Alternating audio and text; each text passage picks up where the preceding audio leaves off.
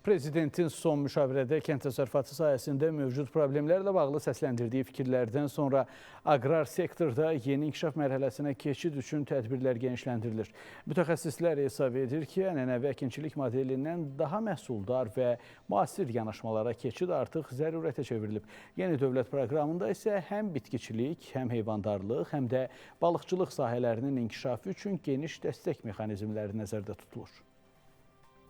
Son illər kənd təsərrüfatında müəyyən artım müşahidə olunsa da, sahədə hələ də həllini gözləyən problemlər qalır. Xüsusilə su təminatı, torpaq resurslarından səmərəli istifadə və məhsuldarlığın artırılması əsas çağırışlar sırasında göstərilir. Mütəxəssislər bildirirlər ki, artıq ənənəvi əkinçilik üsulları mövcud tələblərə tam cavab vermir və daha intensiv kənd təsərrüfatı modelinə keçid vacibdir.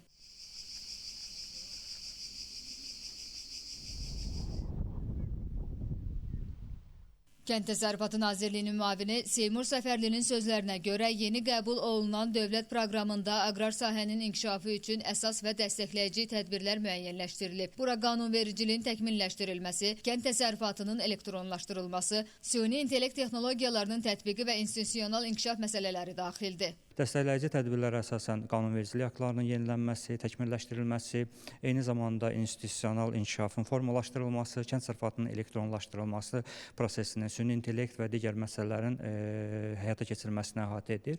Fundamental tədbirlərə isə həm bitkiçilik, həm də heyvandarlıq sahəsində kifayət qədər böyük bir sahəni əhatə edən dəstək tədbirlərini özündə ehtiva edir. Nazir müavini dövlət proqramı çərçivəsində əsas diqqətin yüksək gəlir gətirən bitkilərin yetişdirilməsinə, emal müəssisələrinin xammal təminatına və ixrac yönümlü istehsalın genişləndirilməsinə yönəldiyini deyir. Bununla yanaşı heyvandarlıq sahəsində damazlıq bazasının gücləndirilməsi, məhsul subsidiyaların tətbiqi və maddi texniki bazanın yaxşılaşdırılması da nəzərdə tutulur. Eyni zamanda heyvandarlıq sahəsində də kifayət qədər böyük dəstəklərimiz nəzərdə tutulur. Bildiyimiz kimi ilk dəfə olaraq heyvandarlıqda məhsul subsidiyasının verilməsi,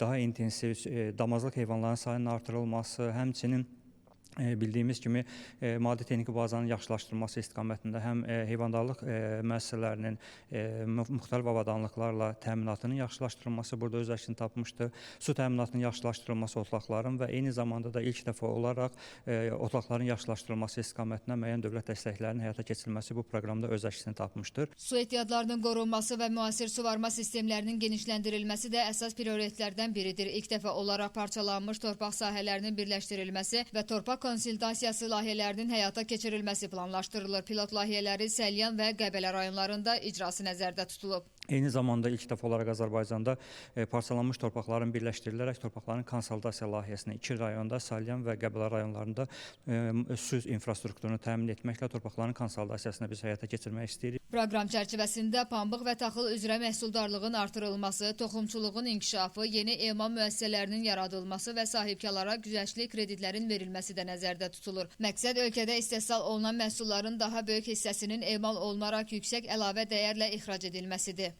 İntensiv əkinçiliyin tətbiqi ilə məhsuldarlığın daha da artırılmasıdır. Xüsusilə də pambıq və taxıl məhsuldarlığının artırılması, 5 tona çatdırılması bizim qarşımızda bir hədəf kimi qoyulmuşdur. Mütəxəssislər hesab edir ki, yeni dövlət proqramının effektiv icrası kənd təsərrüfatında uzun illərdir mövcud olan problemlərin aradan qaldırılmasına, həmçinin aqrar sahədə dayanıqlı inkişafın təmin edilməsinə mühüm təsir göstərəcək. Ölkəmizdə artıq bəzi məhsullar var ki, Made in Azərbaycan brendi adı altında dünya bazarına çıxarılır, lakin onların bir çox hallar xam malları ithal olmuş mallardır, yəni əcnəbi məhsullardır və biz elə eləməliyik ki, həmin məhsulların xam malları da, ana məhsullarda yerli məhsullar olsun ki, bunun üçün böyük bir perspektiv var.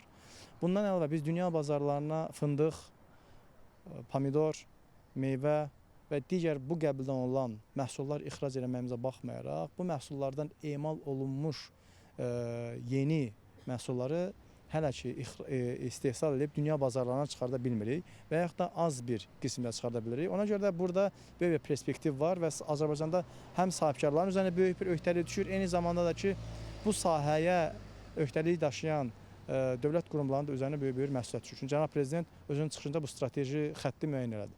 İlkənə Vaqif qızı, Rəşad Vəkiloğlu, Məhəmməd Həsənzadə, Hafiz Əliyev, Space xəbər.